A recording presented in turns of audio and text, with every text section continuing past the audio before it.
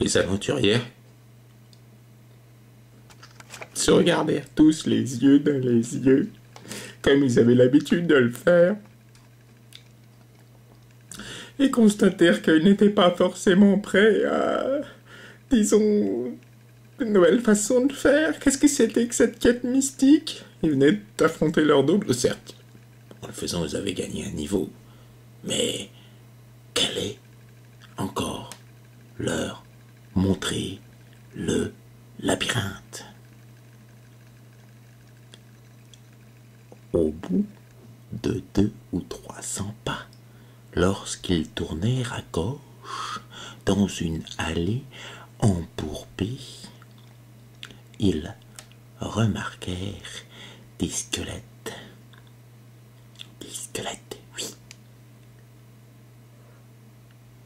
Ils comptèrent les squelettes et constatèrent très rapidement que les squelettes correspondaient en gros, comme les fantômes auparavant, à ce qu'ils étaient dans leur groupe.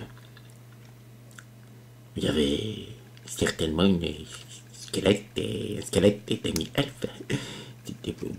Même si on voyait plus trop la courbe des fesses, un squelette de nain était imparable. Et donc, ils durent se résoudre à encore faire comme la dernière fois.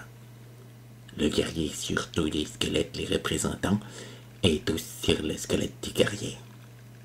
Même conséquence, même acte, même résultat, plus ou moins, peu ou prou.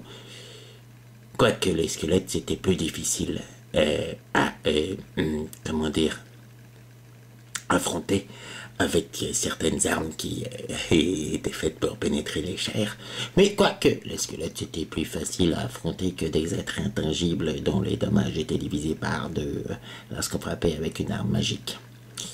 Même conséquences, mêmes effets, même personnage blessé, et le nain qui se retrouve encore à devoir soigner tout le monde.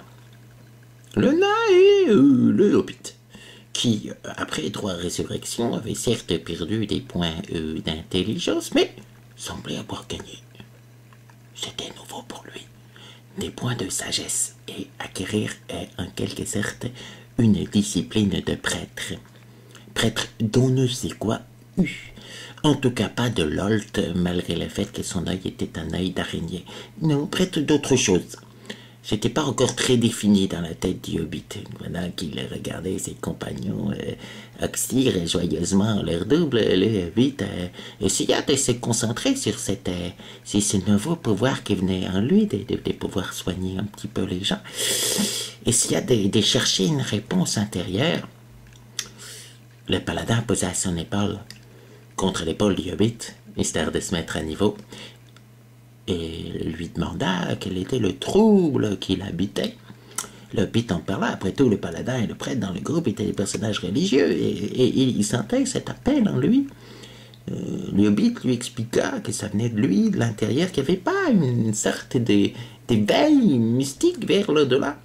Et le paladin, après avoir eu ensuite une discussion avec les magiciens, obtint la conclusion de ce qui arrivait au Hobbit. Oui.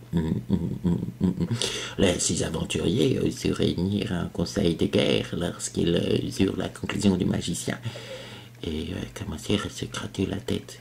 Quoi? Fit le guerrier. Le Hobbit est psionique? Je crois qu'il s'agit de cela, fit le magicien. C'est pas un pouvoir divin, j'ai analysé son aura, non, il a développé des capacités psioniques. Et les psioniques, mais il y en a quasiment pas, fit la voleuse assez jalouse. J'aurais bien aimé, moi, les avoir, les psioniques, mais c'est vachement difficile. À Donjon Dragon, dans certaines éditions, celle du départ, c'était super dur. On avait à peine 1% de chance, 2 des fois. Et quand on était Hobbit, peut-être certainement encore moins. Et là, le Hobbit, psionique. Cela dit, tout en faisant le constat que le Hobbit commençait à gagner des choses qu'ils auraient bien aimé gagner, ils réalisèrent aussi qu'ils avaient encore gagné un niveau en affrontant leur double. Ceci compensait cela, car le Hobbit, lui, n'avait pas vraiment gagné autre chose que ses niveaux de psionique. Et puis en plus, bon, c'était surtout de la psionique de soins. Ils continuèrent après avoir passé cette deuxième épreuve un peu étrange, mais cela dit mystique, lorsqu'ils arrivaient dans une galerie des glaces. Leurs reflets se reflétant à l'infini, le magicien, voyant qu'il y avait différentes formes de magie en œuvre, commença à déglutir. J'ai peur que nous affrontions nos doubles véritables là, ce coup-ci. C'est incroyable comme parfois les magiciens elfes sont la voix de la raison. Effectivement. Les glaces se brisèrent, laissant apparaître le double des aventuriers qui leur tombèrent dessus. Une bataille épique, des coups qui pleuvaient partout, la voleuse qui en avait marre et qui refusait de voir ce visage en face, utilisant les quelques dons de magie et les nombreux dons de voleuse qu'elle avait, se décida à se concentrer sur son propre double. Tant pis, advienne, que pourrait-il? Et c'est à ces moments-là que les autres compagnons constatèrent qu'ils n'avaient pas les moyens de toucher autre chose que leur propre double. Ah non, pas les moyens, non, ça faisait rien. Les guerriers, après plusieurs minutes à essayer de vaincre ne serait-ce que le double du hobbit, dit constater aussi cela. Chacun prit donc la mesure des choses et se décida, comme la voleuse, à affronter son propre double. Épique, relativement épique, une bataille sanglante, une bataille qui ravagea les cœurs, les esprits et peut-être un petit peu les âmes, et surtout une bataille dont on ne sait pas forcément qui sortit vainqueur, entre deux doubles qui se ressemblent trait pour trait, trait pour trait, au moindre poil de cul près, quand l'un des deux tombe, qui a gagné? Qui a gagné?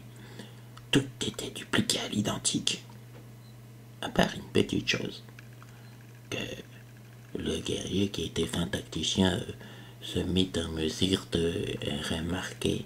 Si leur double était dans un miroir, alors il était possible que les doubles fussent gauchers à la place de droitier, ou droitier à la place de gaucher. Ce qui est embêtant, évidemment, c'était pour les ambidextres.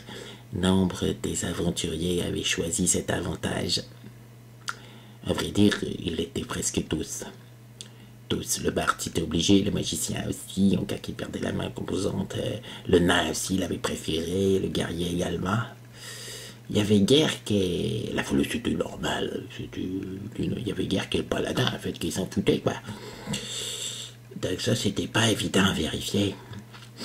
Quand chacun d'entre eux, oh zut, se releva à la suite de leur victoire contre leur double, ils regardèrent très vite, se regardèrent très vite les uns les autres et durent se résoudre à constater que, vaille que vaille, il fallait continuer. Et oui, pas moyen, pas moyen de savoir qui était qui.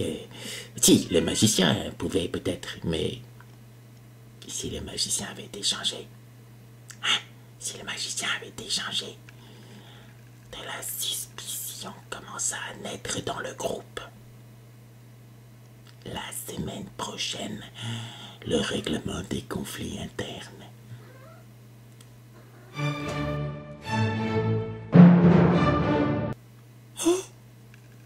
Oh, grand-père, fit le petit, mais tu vas pas nous dire quand même que vous n'êtes pas vous-même, qu'il y a eu des changements, c'est une chose horrible.